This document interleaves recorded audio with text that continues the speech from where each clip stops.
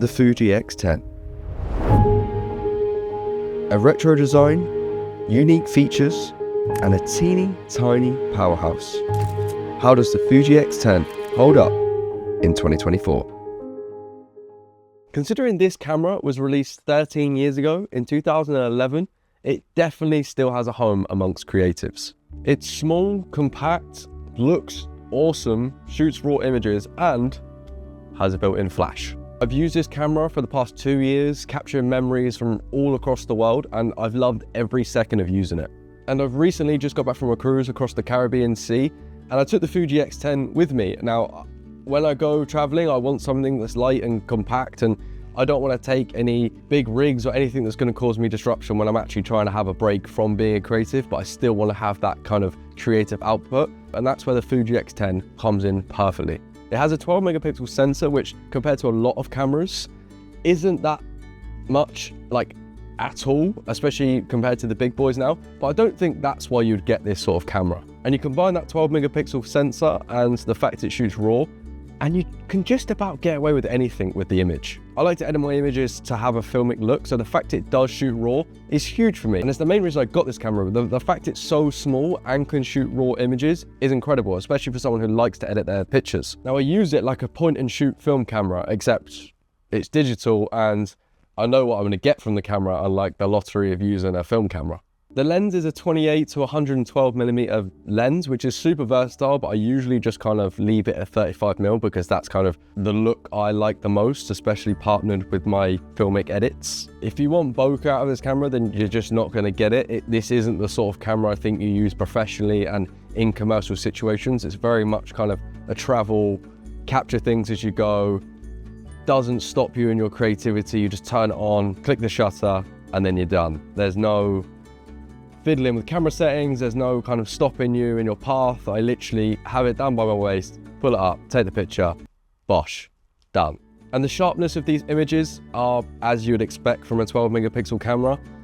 They're not the sharpest, but they give you everything you need to get the edits you want. And also when you're slapping a bunch of grain on anyway, doesn't matter how sharp the image is, let's be honest. The build of this thing is incredible. I mean, I've bashed it around so much. I've shoved it in pockets, bags, coats, dropped it a few times accidentally. It showed no signs of slowing down at all. I mean, I've got a couple scratches on it, but that also shows how good the build quality is. It has a metal build, so it feels great in the hand, and it's small enough where it's so portable and lightweight, but it has a good feel to it where it feels great in your hands. But obviously when you're traveling around and just kind of capturing memories, that also comes with shooting at night. And I would definitely say this camera is no good shooting at night. It's really bad.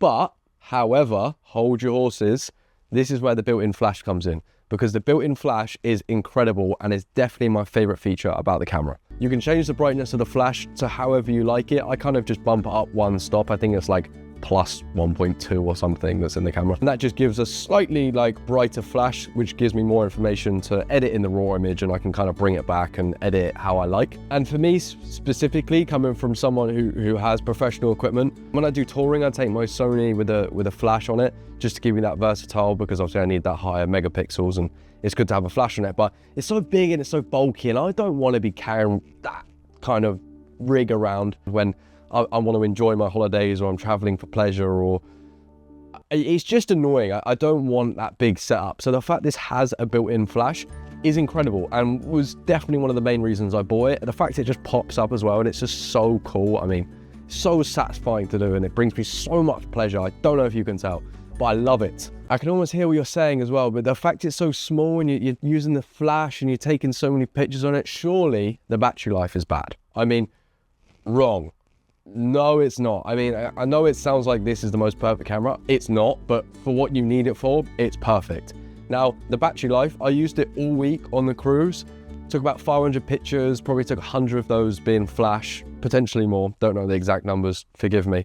The camera lasted on one battery the entire week. I mean, I probably got through 3/4 of the battery, which is nuts. It's really good for something that is just so small. I mean, it's tiny. I mean, hopefully my hand size comes across on screen okay, but I don't have smallish hands and it fits pretty great in there. So And I would comfortably say this camera is not a professional camera by any means. It's not something you would take to commercial jobs or expect a super sharp image out of. But if you're looking for a travel camera that is super small, shoots raw, that you can edit, I mean, you don't even have to edit the pictures. That's just my kind of personal preference. I mean, this camera is also great just out of the camera. You don't really need to edit the pictures at all. It's just kind of my personal taste.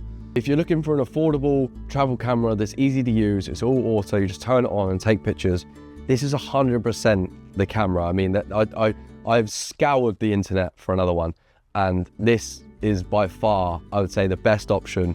It looks really, really nice. I mean, it has that kind of fashionable sense as well. And it's so easy to use. I mean, it's so basic and so amazing and just fits that travel purpose so well. And I see a lot of videos talking about this camera, but none have really shown its full capacity and what the images can do creatively and what you can turn them into. And hopefully this has kind of shown you what this camera can do. If you are certainly on the more professional side and you do like to add a bit of sauce to your pictures, then just know you absolutely can with this camera, and you can edit them to your liking. That's all I wanted to talk about today, was this absolute beauty of a camera. And if you can get it and you want to get it and you're thinking about getting it, definitely do. I'll see you soon.